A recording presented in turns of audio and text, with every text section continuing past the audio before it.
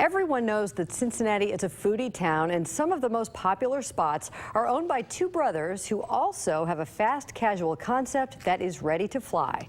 On this week's front page centerpiece, meet the Flying Currito brothers, also known as Joe and John Lonnie. Many know the brothers for their hopping urban restaurants like Bakersfield and the Eagle in Over the Rhine and Maplewood Kitchen and Bar on Ray Street downtown. I think there's just so much synergy going on down here in Over the Rhine, but that's happening across the country. So really, we're kind of riding this urban renaissance that's happening everywhere across the country.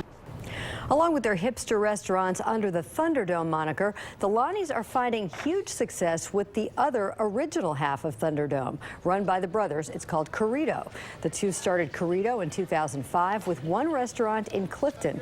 12 years later, the Lonnies have 20 locations in Ohio and 6 other states. More are planned by a franchisee in Chicago who intends to build at least 10 stores there.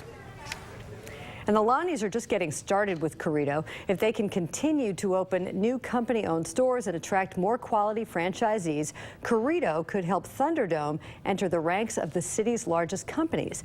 Business Courier editor Rob Dawnmeyer wrote this story and joins Business Watch producer Kelly Leon in the studio with more on the Flying Currito brothers. Rob and Kelly. Thanks, Peg. Rob, great story. Yeah, thanks. So, you know, as Peg talked about, they have these hipster, cool restaurants downtown. So why did the Business Courier focus on Currito? Well, because we moved about a year ago into a building where they are in, and so I started eating Currito there every day. And usually I'll get sick of something after a while, but it's been 10 months. And I've just never gotten sick of it, and so I was just really like, what makes this place so good? And so I sat down with the guys and had them explain exactly why it's working so well, because, you know, they are essentially Chipotle with like 9 other cuisines, right? So you can get Indian, Thai, teriyaki, across the board, and so they've kind of hit on that as a way to grow.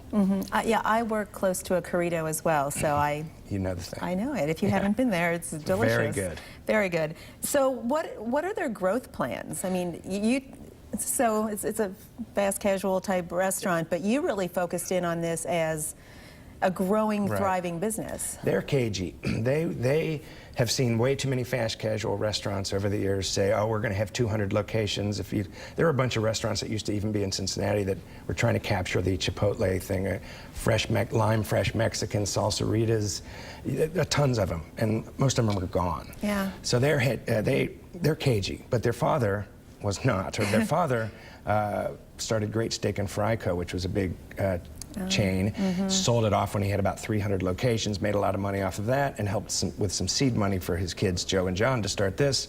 And he told me, he said, they could have hundreds or even thousands of these if they franchise them out the right way. And they've started to do that. And so they only have 20 right now, but I think they're just set to fly. And what's good for these local business owners is good for the local economy. And if you look at Penn Station, for instance, it's another locally owned big chain.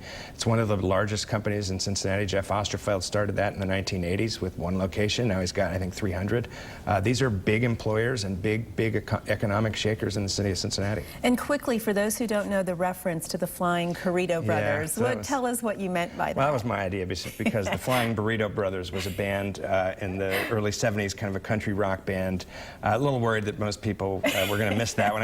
I think I was right. Most people did miss that one, but I did talk to Joe this morning. He knew all about him, so we're fine. Okay, sounds good. All right, thanks so much, Rob. Great story.